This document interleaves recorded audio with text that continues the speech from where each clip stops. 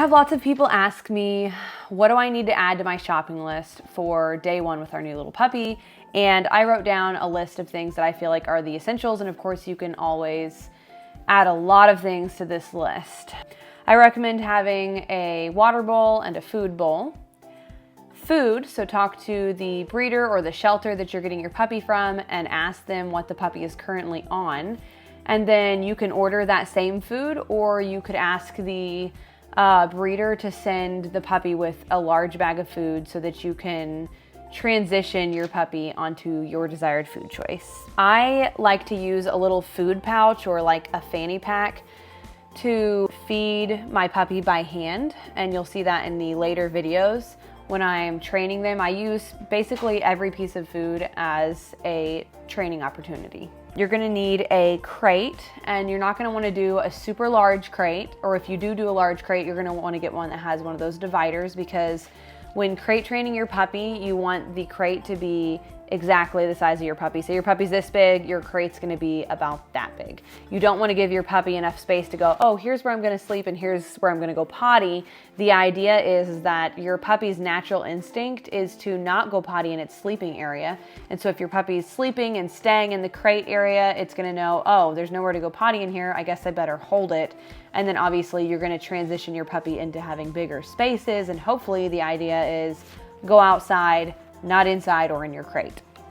If you do get a big crate, get one with the divider.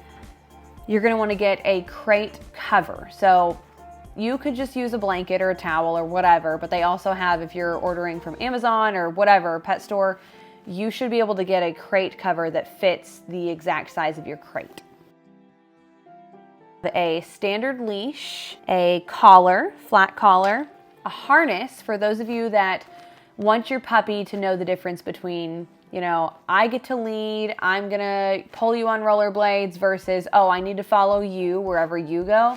The harness is for, you know, say you're rollerblading and you want your doggy to pull you, then that's, you know, when they get to use the harness. Or say, okay, my puppy's going potty, I'm gonna let them lead and decide where they wanna go, and you put them on the harness. Or hiking and you want to let them lead, you're going to put them on the harness. And then anytime you're walking, say on the sidewalk, and you want your puppy to be following behind you or right beside you, that's when you use the flat leash. In my videos, I just start out with a flat leash. I don't think it's necessary to have both, but if you're big into those, you know, activities where you want your puppy to lead, then you could just use the harness as well. I got a baby gate so that I could have a safe zone for my puppy if I was doing dishes or didn't have the time to spend 30 to 40 minutes tiring her out before going back in the crate. Then I have a spot where I know you're not going to chew on cords, you're not going to eat a sock, you're not going to get into any trouble in here. And so that's why I use the baby gate. And it's also great for blocking off rooms or areas that you feel like are unsafe for your puppy. Grooming brushes. I'll link a few. Pretty easy if you just, you know, put in the search engine grooming brush and your doggy breed. You're gonna see lots of great options. Just look at the reviews. Shampoo. I have used Burt's Bees puppy shampoo. There are lots out there, and I will link a couple. A long line leash. I would say get like a 25-foot long line leash. And the reason for this is I use it during crate training and teaching your puppy not to bark. And I'll go into the details of how I use it in my future videos. Chew bones. Lots of great chew bones out there. I'm gonna link them below. You can put the chew bones as a very safe toy in their crate. And it's just great as to redirect them and be like, hey, don't chew my hand, here's a chew bone. I like to, when I'm putting the puppy, you know, in the crate, maybe sooner than I normally would like to, and the puppy's not completely wore out and ready for a nap, then I would put the puppy in the crate with a Kong toy with peanut butter, and that gives them something to do as they're finishing calming down and getting ready for a nap.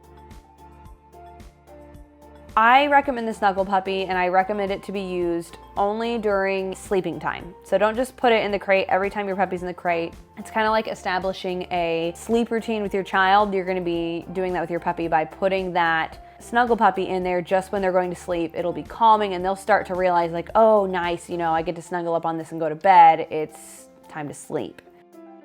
Potty cleaner. So don't deceive yourself and think, oh, I know what I'm doing. I've watched plenty of YouTube videos. We're gonna have no accidents. Believe me, something you need to prepare for is the accidents that you will have. A potty cleaner that breaks down the enzymes, and a lot of them will say that, some don't, so look for it, because you don't only want to clean up the potty so that you can't smell it and it doesn't stain, but also so that your puppy can't smell it, because and of course your puppy can smell things that you can't smell. If your puppy can smell it, then it's gonna turn into the potty spot. Something I forgot to add was bedding. Some people like to wait until the potty training is mostly underway and then they add that bedding, and then some just go ahead and add it and hope there's not gonna be accidents and not lots of washing.